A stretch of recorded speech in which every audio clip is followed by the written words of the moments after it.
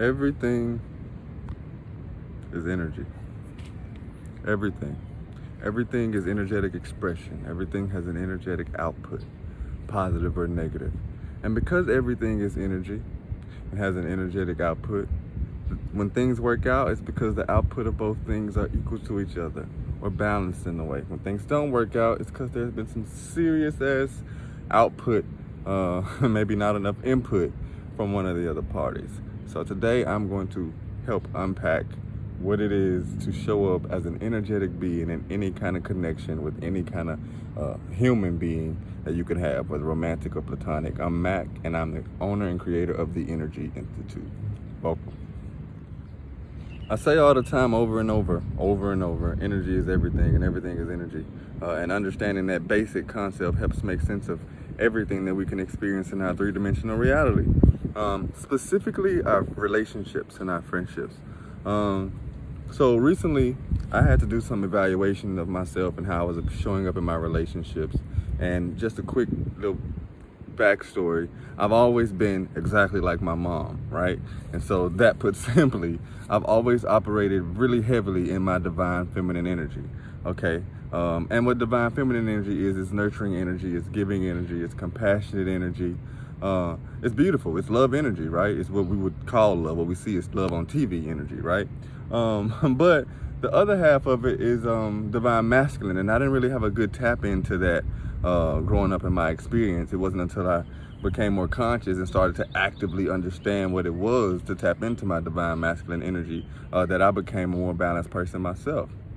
However, before I got to that understanding, I was showing up in my relationships as the energy that was most comfortable for me, divine feminine energy. Now, that doesn't mean that I was showing up in all of my relationship as feminine or soft, but what it does mean is that for every relationship or connection that I had, for me, it was based off the fact that I could afford the other person some semblance of care or nurturing, and it would always afford me really good connections, except for the moments when motherfuckers don't really want to be nurtured, right?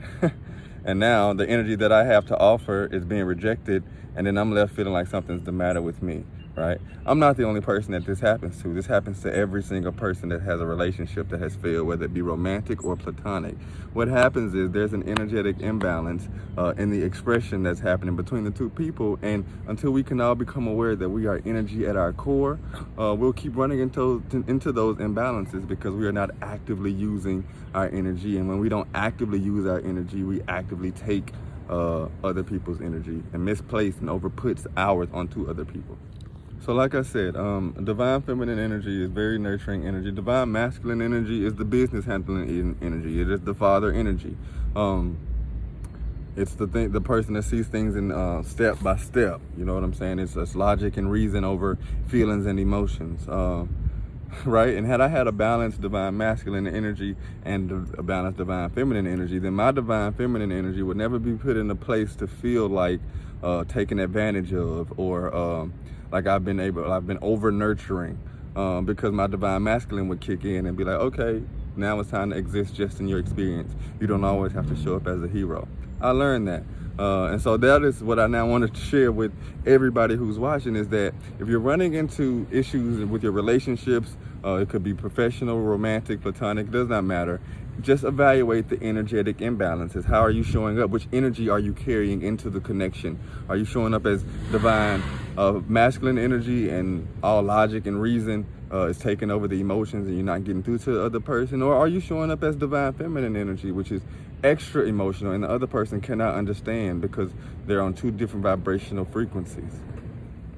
So, as I said, it is important when we have relationships that we come into those relationships balanced, so that we don't take anything away from the other person and we don't require them to give us anything that we don't already have for ourselves. In our romantic connections, we often go out and look for our partners to complete us. We're looking for our better halves. But what if I told you that energy is always whole and growing? And if anytime you're looking for half of something, it is because half of something is missing. And since everything is energy, it would obviously be one half of the energy dynamic. For, again, most nurturers, most givers, most empaths, it's divine feminine energy that's active. Very, very active. And it's beautiful. It's like a superpower, really, being able to care for everybody. It's also like a curse, though, because everybody doesn't have the superpower, and you also need someone to care for you, divine feminine nurturing energy. So here's the thing, is that it's nobody's responsibility to know how and when to protect and nurture your divine energy and essence, except for yourself.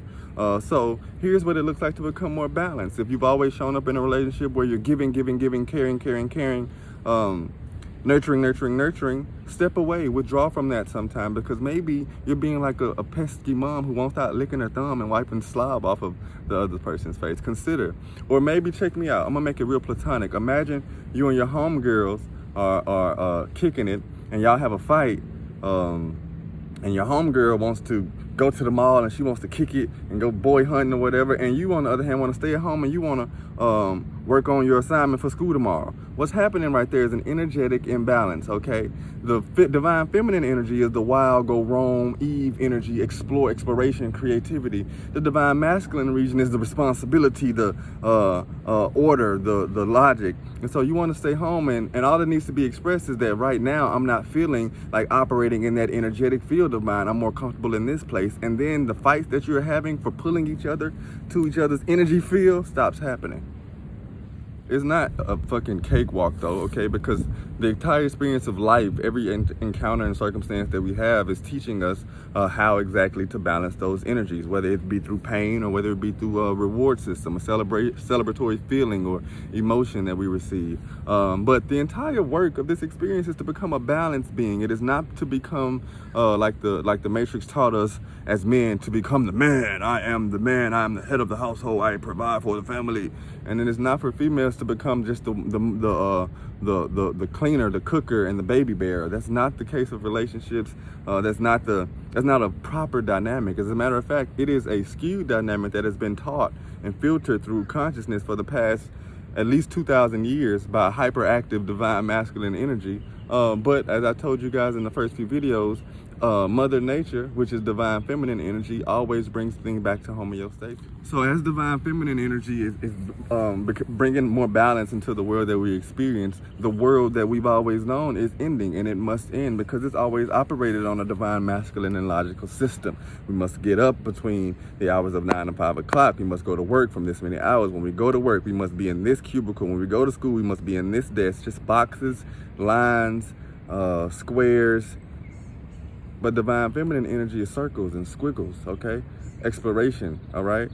So our experience has been completely devoid of that, at least when it comes to mass teaching. And so we have a working society or not working society with a bunch of people who do not know that there are energetic expressions, and so they don't know how to have and maintain connections and relationships. With that ignorance of themselves as energetic beings, we form attachments, our ego attachments to people, and when those people are not able to be attached or fulfill those attachment obligations, we then feel lower vibrating emotions that pull us out of our divine light essence and into more of a sex, survival, and circumstance mode. That is the work. That is why we are in Energy Institute, so that we can understand as beings, not as men and women, but as human beings, what it is to exist and be both necessary and important in the operation of Mother Earth.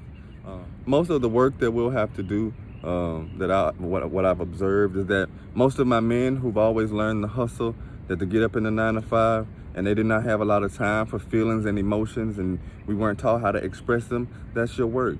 And then for most of my people who are in the divine feminine essence, who spend most of your time people pleasing and trying to make sure that everybody's okay, your work is to learn how to exist in individualized experience and hop out of your experience to care for others when spirit so calls you to do so.